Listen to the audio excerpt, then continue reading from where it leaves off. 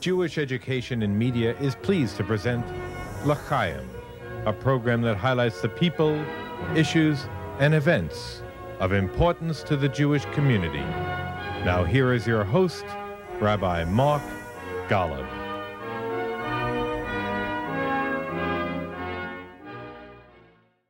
I'm Mark Golub, and as we bring you this edition of Chayim, our nation and our world is commemorating the 70th anniversary of one of the most momentous military operations in all of history, certainly the most important American military operation of World War II, the Allied invasion of Normandy on June 6th, 1944.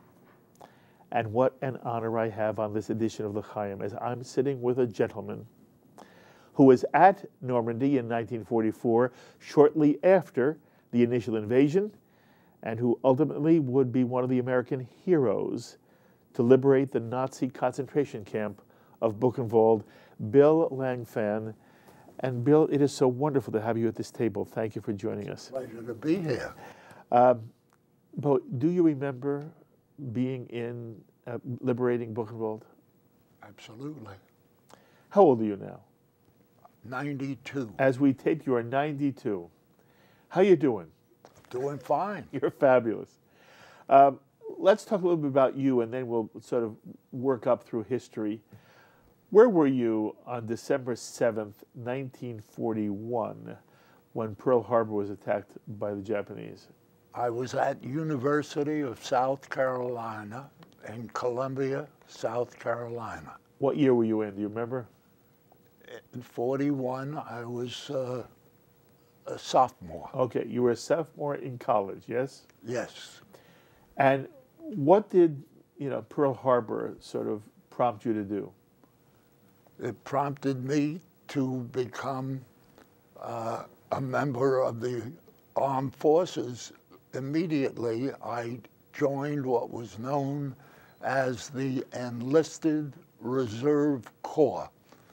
And this corps operation was of such a nature that they were going to keep us at university as long as possible, and as soon as they felt that they wanted us into the Army, we were to be put right into the Army. And how many years later did you actually go into the Army? In May of 44. In May of 44, okay. Your parents were where at the time? Where were you raised? Oh, excuse me, May of 43. May of 43, okay. Where were your parents at the time? Where were you raised? I was raised in Washington Heights, near the George Washington Bridge. You were a New Yorker kid? Always. All right. And what were your parents' names? Max and Mary. Max and Mary.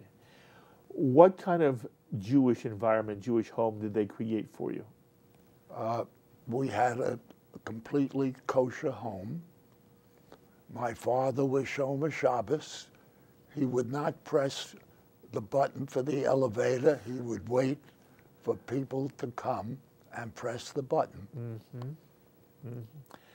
And when you heard about Pearl Harbor, were you, as a American Jew in 1941, what was the focus of your response? Was it that America had been attacked? To what extent was there any kind of overlay that there was also a war to be fought in Europe against Nazi Germany? Well, in answer to your question, I was on the debate team and debating on the subject, on the very subject of whether or not we should enter the war.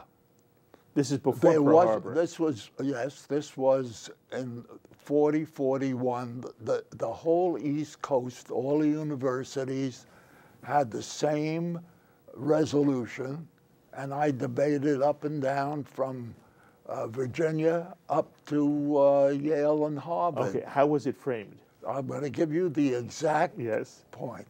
Resolved that the United States should maintain a strict policy of economic and military isolation toward all nations outside of the Western Hemisphere engaged in armed international conflict.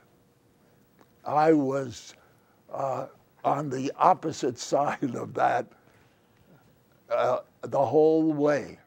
You were arguing that? I was arguing that it was a mistake for us to take that position, that we had to get involved, and we had to get involved because Hitler would never stop at Europe. He would eventually try to come over to our hemisphere.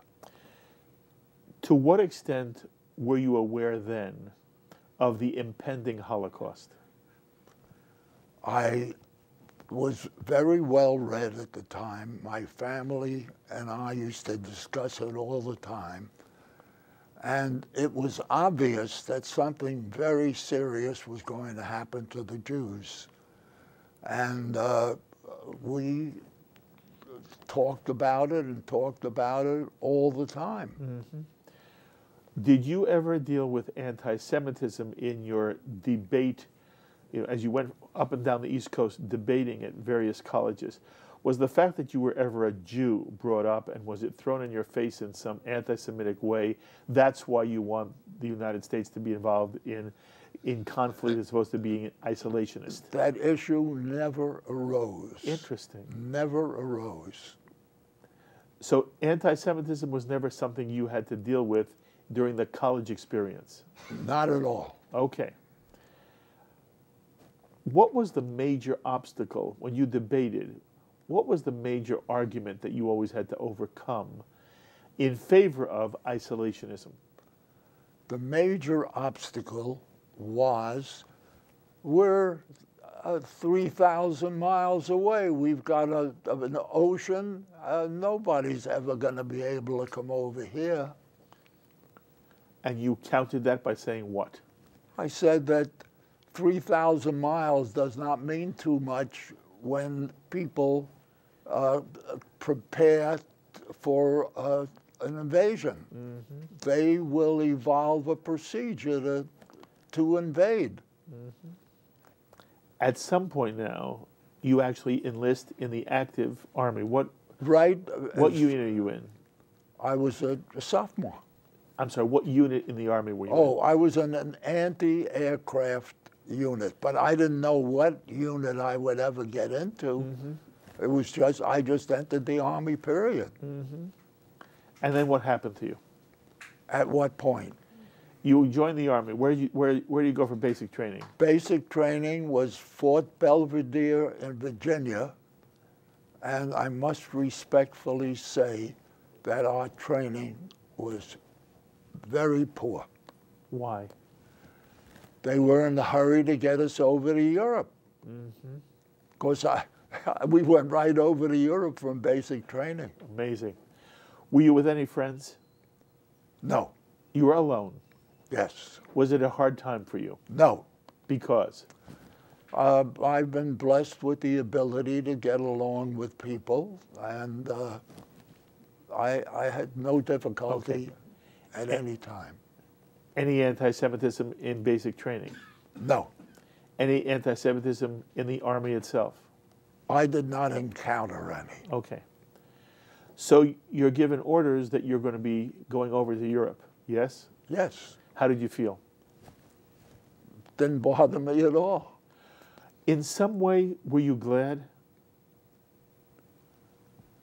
I really could not say that I was glad, but I was in the Army. Whatever they wanted me to do, I was going to do to the best of my ability. There is such a...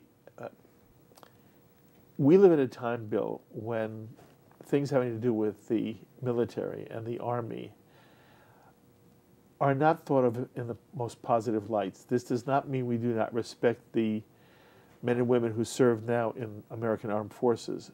but the ethic is very different today, and it's in part because we seem to have had now a series of wars which have been A, unpopular, and B, don't seem to produce results that we can be proud of. My understanding is that the men and women who were involved in World War II felt that they were doing something really noble, and that there was a very different attitude in the nation and among those like yourself who were now in the Army. To what extent is this true? At the moment, all our armed forces have enlistees.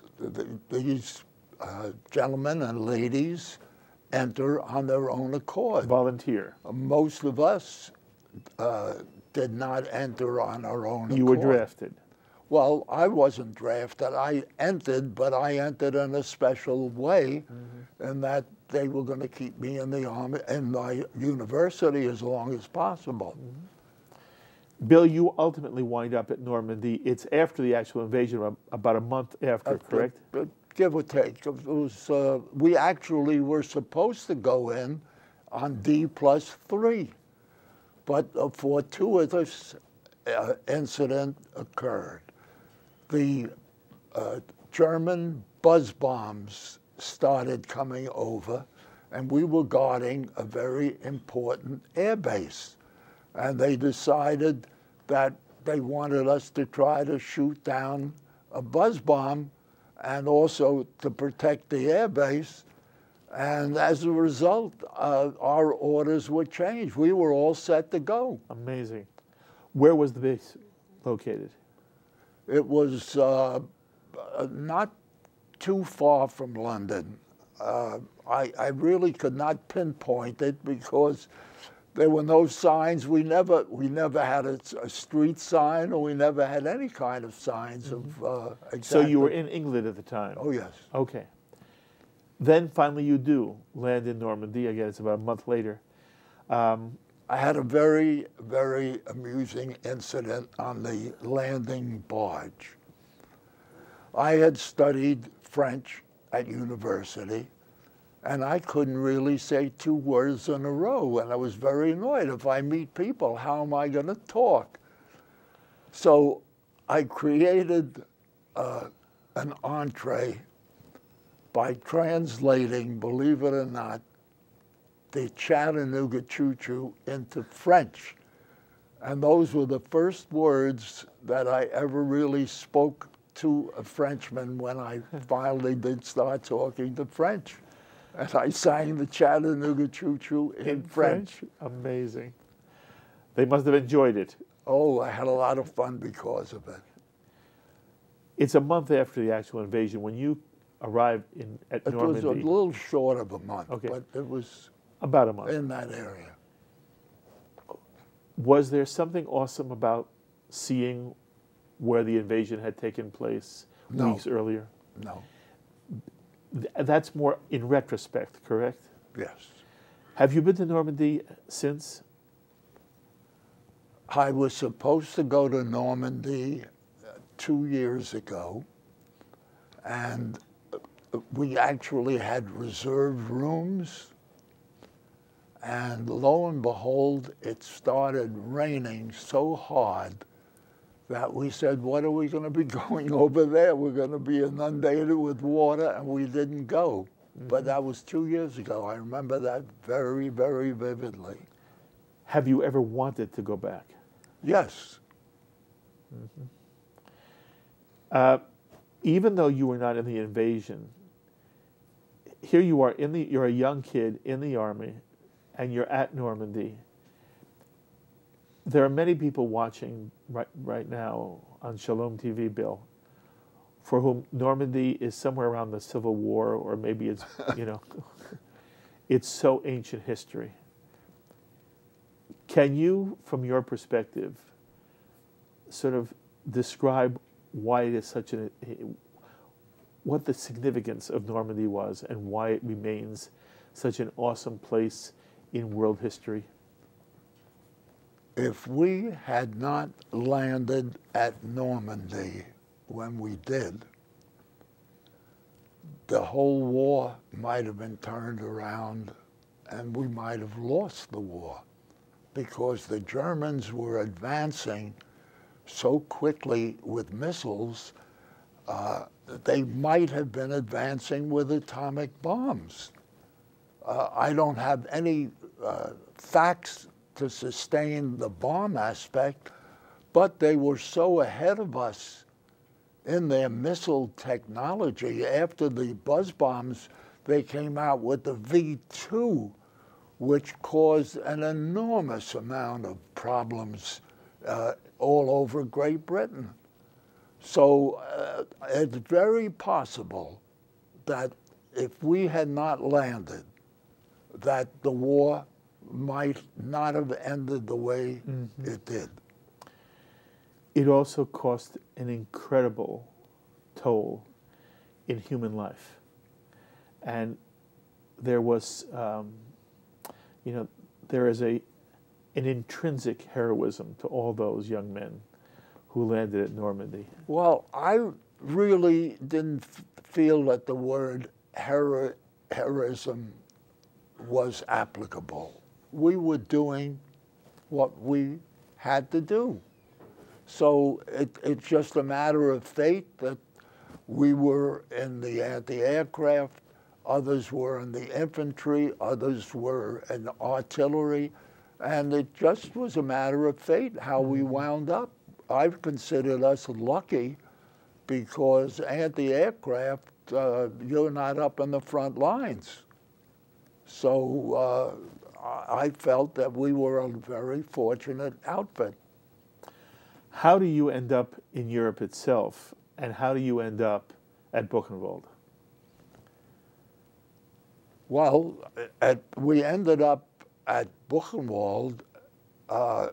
We had no idea what was going to happen, and all of a sudden we were at Buchenwald, and we went in, and fortunately I had quite a bit of Yiddish in my vocabulary, so I was actually able to sit and talk to the men who survived. Describe what you saw and what it was like.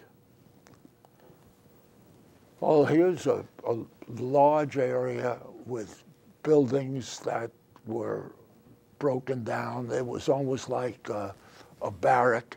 It really was a barrack with beds strewn out with almost no sheets around. No sheets. They were just like straw all over the place.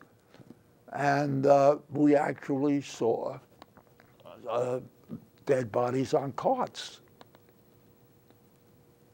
And I started talking to some of the fellows and in Meitzerbrüchen in Yiddish, but we were able to carry on conversations, and it was a very heart-rending situation. Mm-hmm.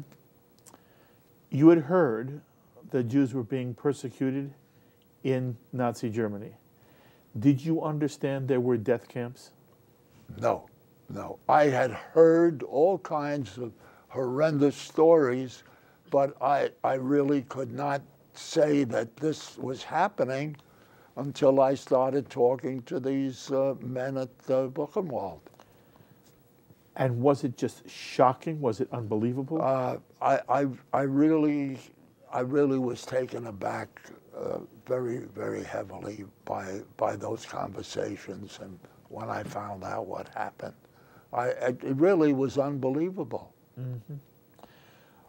Many times when we see pictures of those who were in concentration camps, they often end up as emaciated human beings. They were so thin that I could not believe that they were alive. Their thighs were like almost like toothpicks. It was the most. I really had to shake my head in disbelief. I just could not understand how some of them were still alive. Mm-hmm. Did it affect your worldview at all?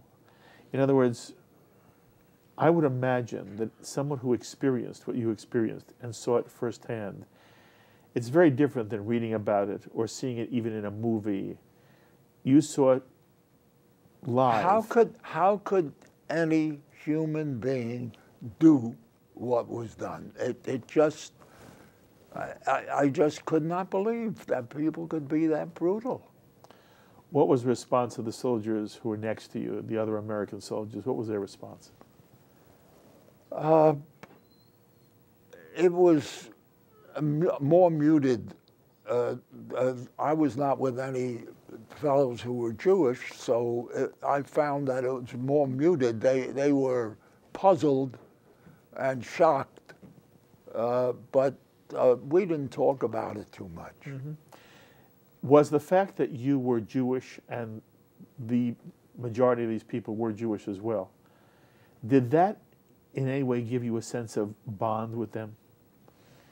When you say, the other soldiers were not Jewish, and their reaction was different, I would imagine, than a Jewish soldier's. Am I correct?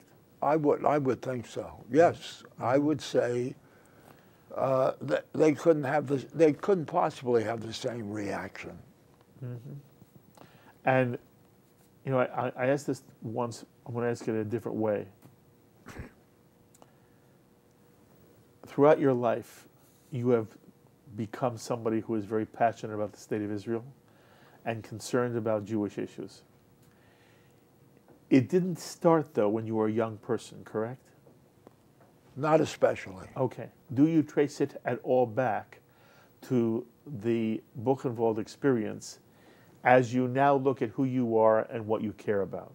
Absolutely. Explain how. It solidified my mind to the effect that I didn't want to see anything remotely resembling that again, and I would fight to the best of my ability to prevent something like that from happening.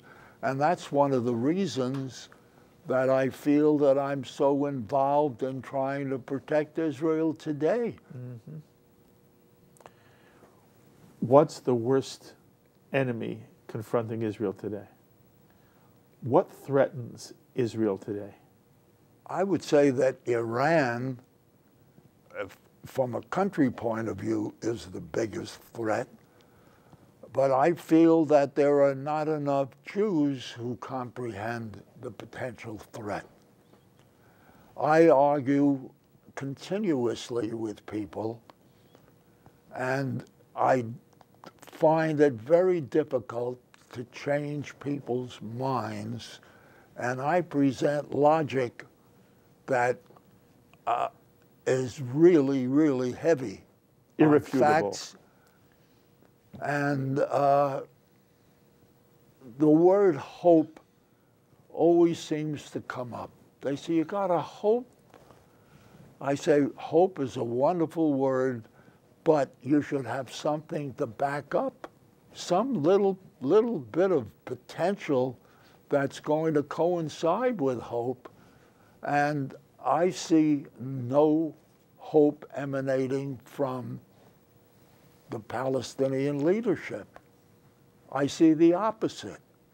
And I show factually how a lot of the Jews do not understand the significance of what the Palestinian leadership has done from the day that Israel declared itself a state.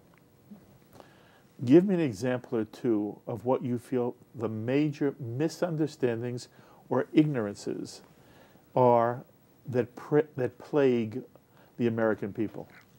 The biggest problem is the fact that people do not understand that we're dealing with a different civilization, a different understanding of life and death, and a complete failure to comprehend that something that makes us sad makes them happy, and vice versa. For example, 9/11, there were Palestinians jumping with joy. They were getting candy. I give the illustration that when the major Goldstein, I think, the one who Goldstone. He went into a mosque and killed. Brad Goldstein, yeah. I was in mourning. The people in Israel were 99.9% were enormously disturbed by this. If Israelis are killed, as these three poor young fellows, they're happy. They're happy that it was done. The mothers, when they hear that a child of theirs became a suicide bomber and blew himself up in a cafe, they were proud. Now that does not make sense. So when I talked to friends of mine, I said, look, you cannot think in terms of making a deal with someone who doesn't adhere to keeping deals. And I try to illustrate to the best of my ability that in order to have any kind of a peace agreement that means anything, there has to be an intention of the parties to really mean peace. If one signs a document and one goes down to South Africa, as Arafat did, and immediately after signing Oslo 1 or 2, I don't remember which it was, he gets up in the largest mosque and says, I don't like Oslo any more than you do. But remember Muhammad and the Quraysh tribe. Now, I don't know if you've heard about that, but it's in the nature of a Baba Misa, but it's not a Baba Misa, in that they refer to this as proper thinking, proper procedure, in that he tried to convert, Muhammad tried to convert the Quraysh tribe, and they said, no, thank you. And they were too strong at that time, so he entered into a 10-year peace treaty with them. In less than 2 years, he got strong enough, and on a whim or caprice, he went in there and destroyed that whole tribe.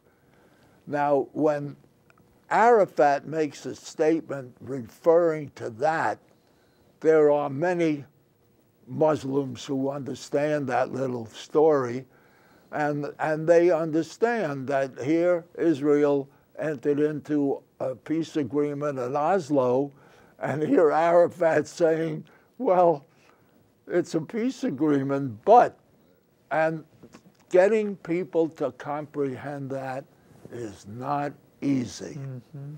But I have changed many minds. Mm-hmm. And I will continue to try to change minds and to show them with facts, not opinion. And when I come out and talk to groups, I present Palestinian documents. Mm-hmm.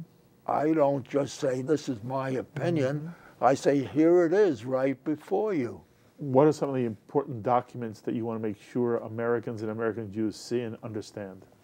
I would like every American, no matter what the religion, to read the PLO Charter of 1964 when the PLO was created. Now, the what is PLO? What is PLO? The PLO was created in 1964.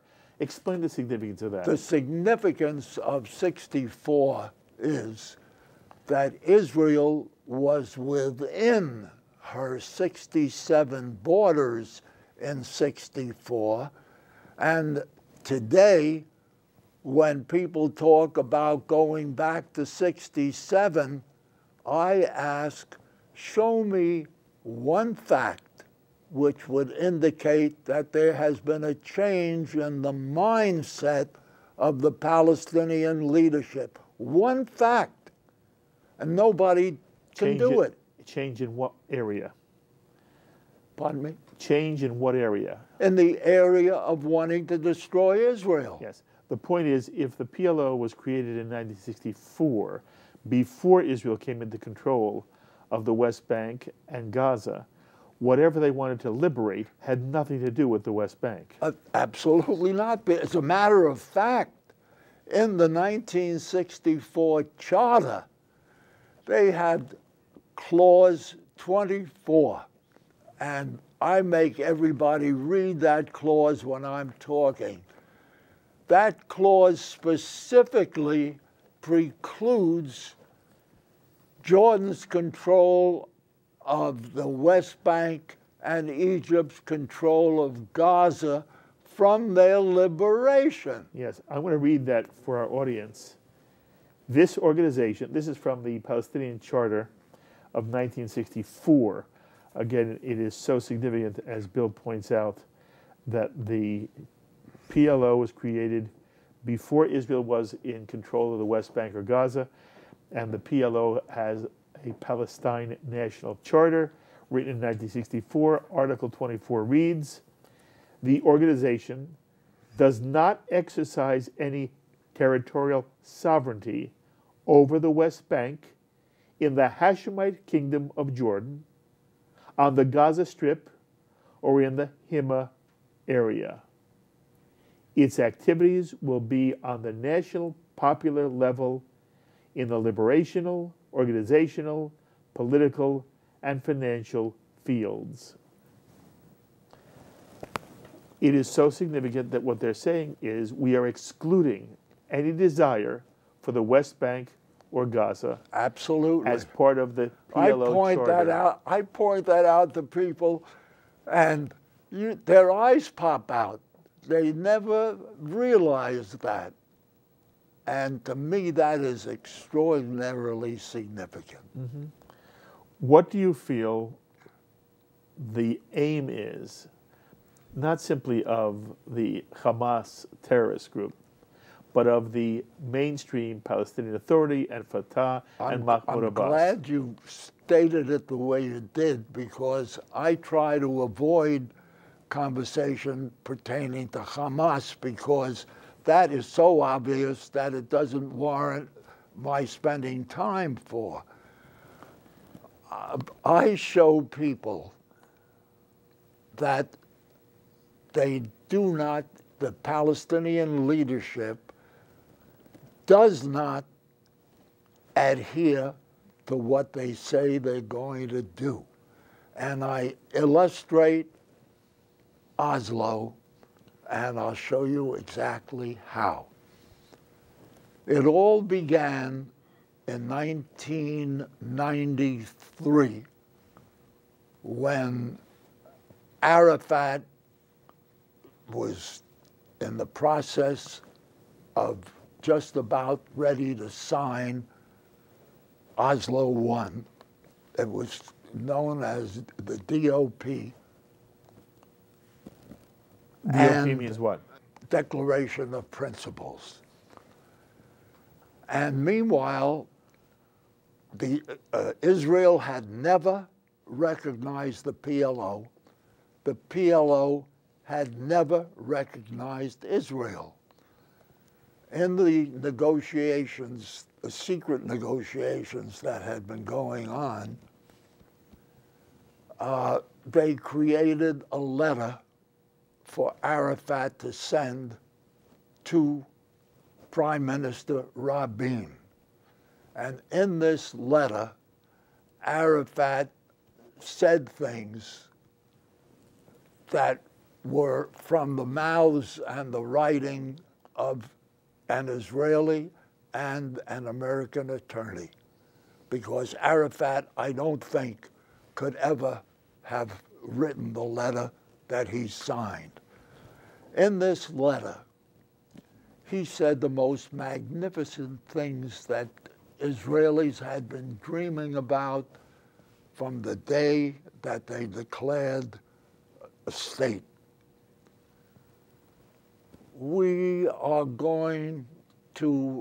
recognize Israel as a state that is entitled to live side by side next to us in peace. And the document that we're going to sign specifically says that. And he came out with all rosy and glorious expressions of peace. And then look at the last sentence of that letter. It innocuously says that I'm going to present this letter to the Palestinian National Council for their formal approval. It goes past everybody with whom I talk until I explain the significance of it. The charter, the amended charter after Israel took over the whole area, Charter Clause 33 says that no changes can take place in this charter unless 2/3 of the members vote for such a change, which means in simple terms that every word of peace emanating from that letter didn't mean a thing unless and until the Palestinian National Council, the PNC, voted to change the charter. And I'm going to show you what I call the daisy chain of chicanery, which they used to fool the world and a lot of Israelis and the United States into thinking that they changed the charter. In Oslo II, Israel was finally beginning to somewhat waken from, this was, the DOP was signed in September of 1993. Mm-hmm. No specific meeting ever took place by the Palestinian National Council. One would think that if Arafat was going to present this letter for their formal approval, that they'd meet rather quickly. No meeting, no anything, no word mentioned in Oslo I that they had to change the charter. It was just an acceptance of Arafat's letter.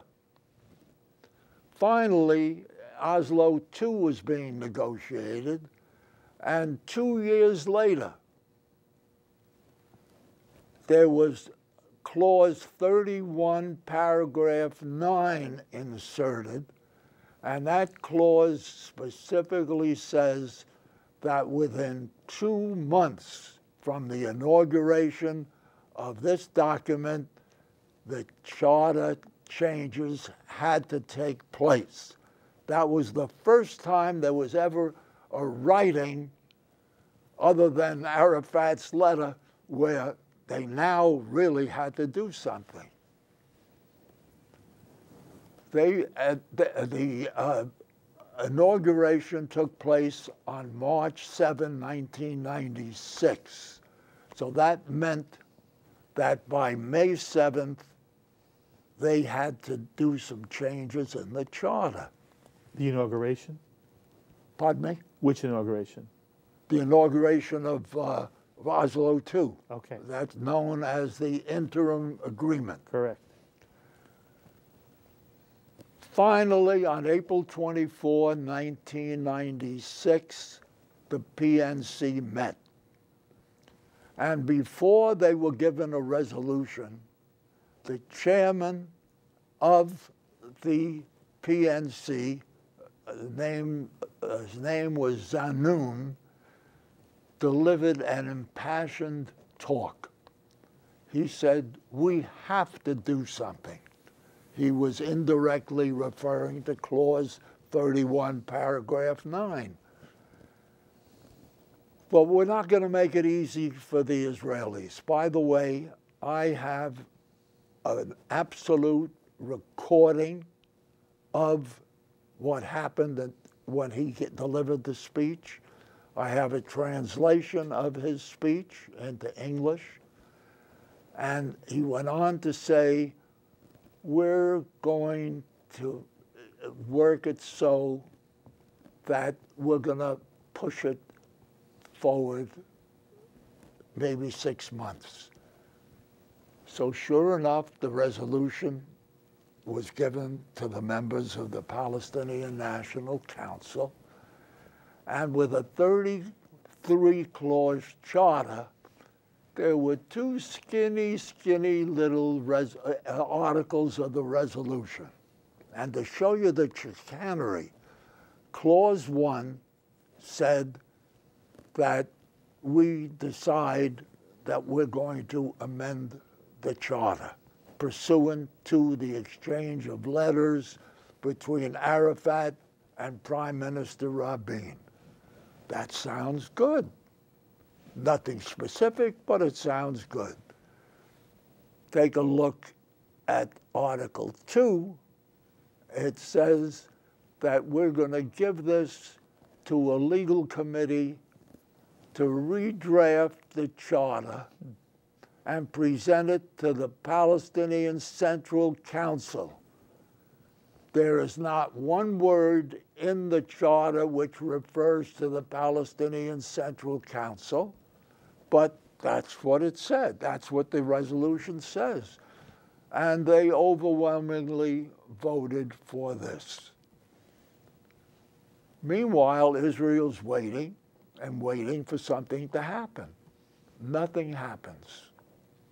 6 months later, the Israeli Foreign Ministry comes out with a memo saying that pursuant to 33, they made an error, by the way. They said 33-2 when it was 3 X's and a 2, 3 X's and a 1 is actually where this appeared.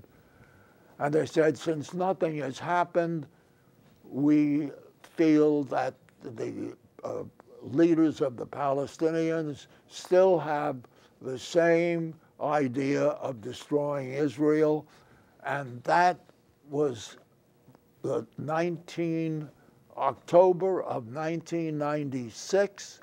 Not a word ever came forward to change that until January 1998. In January 1998, there were negotiations going on for what was called the Y River negotiations. And Netanyahu was now prime minister. This was the first time he was prime minister. And he insisted, and I say foolishly, he insisted to insert a memorandum in the Y River Agreement to the effect that all the Palestinian ministries were to meet. The heads of all the ministers were going to affirm or reaffirm or affirm Arafat's letter to President Clinton, in which he listed specific clauses which he alleged were annulled and partially annulled by that 2 skinny little clause resolution. And sure enough, all of the heads of all of the ministries, almost all of them raised their arms and voted, yes, we reaffirm Arafat's letter to President Clinton. Mm-hmm. But what were they reaffirming? They were reaffirming a lie. That never happened. There is no document that could conceivably sustain what Arafat said. Arafat just said what he wanted to say, and it made it look good. And here all these ministers, these heads of ministries raise their arms. Yes, we reaffirm what Arafat said. But the PNC, the Palestinian National Council, never said it. And they've never come out with a document after that little skinny resolution of that two-clause resolution. So what was reaffirmed was a lie. Now, I ask anybody to think about that. If there is a lie and people raise their arms and reaffirm that lie, does that convert it into the truth? President Clinton thought so. Netanyahu thought so. President Clinton delivered an impassioned speech, and he said, "The people in the streets of Israel thank you for what you have done. You have finally annulled the clauses in your charter calling for Israel's destruction." And it was baloney. It could not be done by a vote reaffirming a lie. Netanyahu, unfortunately, bought it. I guess he saw all these arms going up and President Clinton there, and President Clinton giving this impassioned speech. But I have the documents to show that these were lies. Lies cannot be converted into the truth. No change in the charter has ever come forward. I wrote a letter to President Clinton.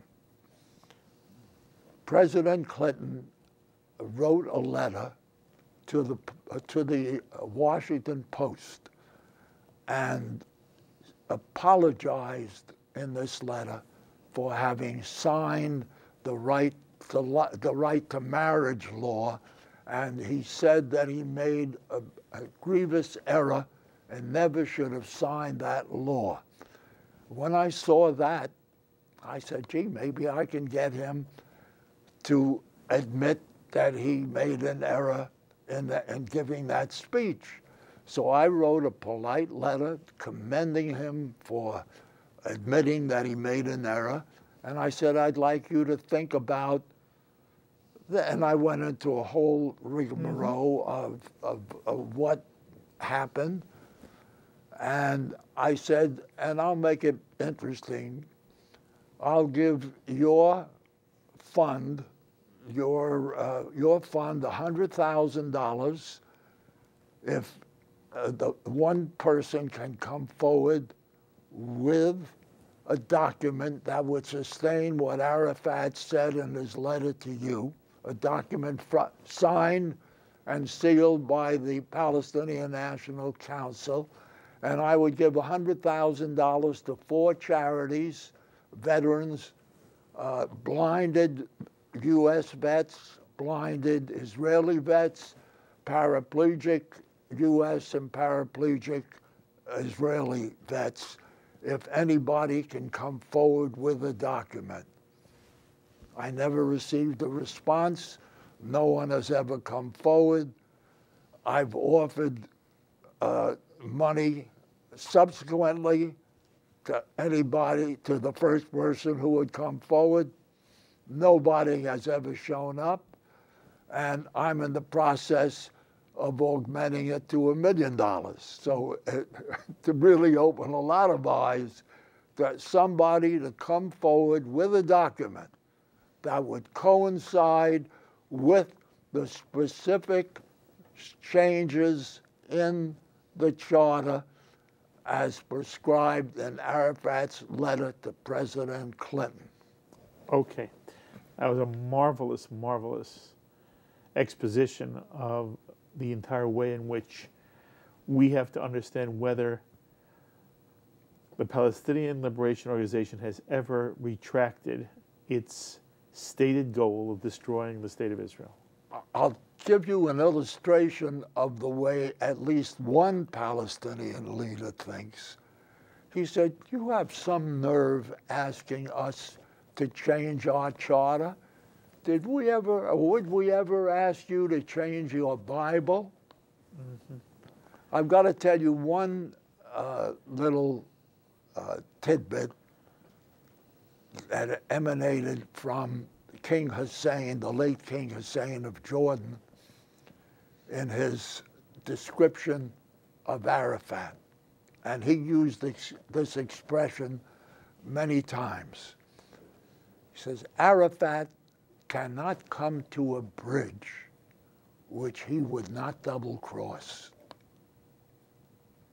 That's a Muslim talking about Arafat. Mm-hmm. Perez has made the statement that he changed Arafat from a terrorist into a man of peace. Can you imagine me taking a position that I would rather hear from King Hussein than from Perez, the former president of Israel and former prime minister? I want to ask you one more question. As you look at things today, why do you feel so few people either understand what you say, or even if they hear you, they don't want to believe it and they reject it, and they almost say, "It doesn't matter, Bill.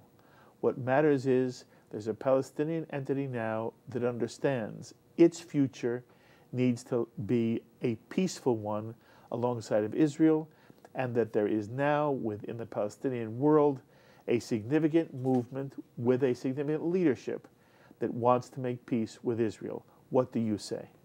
I say what I said during the first few minutes of this interview, that they have never shown one fact that would indicate that they've changed their minds or that they intend to change their minds. They have it in their minds that Israel does not belong there, and no matter how long it takes, they are going to get rid of Israel. And my question is, why don't people see it that way? The word hope enters their vocabulary. You've got to hope that there's going to be a change. Because people want peace there. A person has to be an imbecile if he would want not to have peace. Mm-hmm. I want peace as much as anybody wants peace. But I want peace where I'll have peace of mind that there is peace, not peace on a piece of paper where they'll refer to Mohammed and the Quraysh tribe, indicating what they think about a piece of paper. I understand. You're doing fabulous work on behalf of the Jewish people in the state of Israel. You've really done work your entire life. As long as I can breathe, I am going to fight to the best of my ability, and I keep on talking to groups. I'm going to be debating at Bar-Ilan University this coming fall on this very subject. With whom? With a left-leaning professor from Bar-Ilan University. Well, I wish you kol tov v'hatzlacha. You are always welcome at this table. Thank you for making time for us. Good for you. Thank you, my friend. Bill Langfan, an amazing individual, a profoundly committed Jew. Again, he was one of those who liberated Buchenwald, but more than that, he's been involved in the fight for the state of Israel virtually his entire life. It's an honor to have him here at this table. As always, I'd love to hear any reactions you have to the things that Bill Langfan had to say. Please email me, write me, post on our Facebook wall, tweet me. I look forward to hearing from you. Until the next time, I'm Mark Golub. L'chaim, my friends, to life.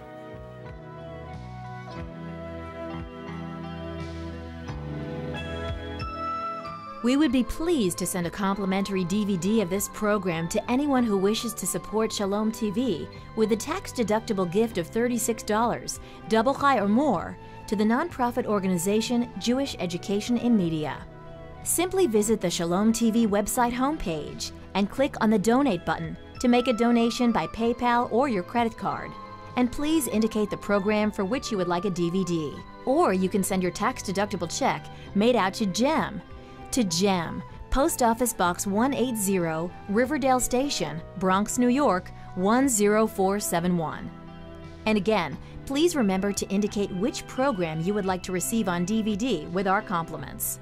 And we thank you for your kind support.